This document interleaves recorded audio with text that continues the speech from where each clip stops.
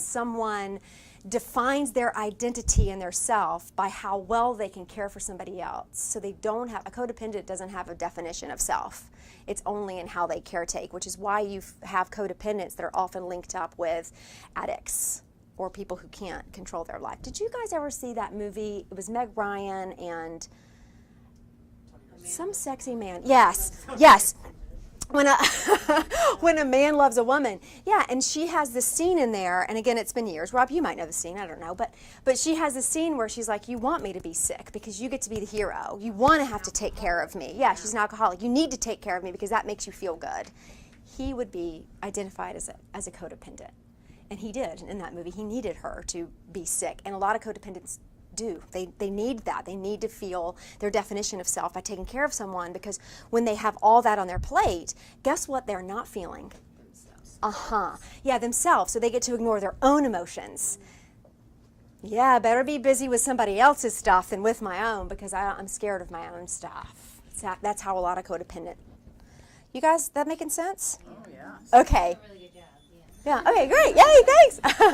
All right, so I don't know why I need to talk about this, but that codependent piece can also be why, because it's not, when we're codependent and we're with, say, an addict, right, we're not empathizing a lot of times, unless we get boundaries and we go, okay, yeah, no. We are codependent, so we're sympathizing, and then if the addict goes, okay, I'm going to get clean, and here's my sobriety, and that's, well, we'll talk about narcissism in a minute, because we can't talk about addiction without narcissism.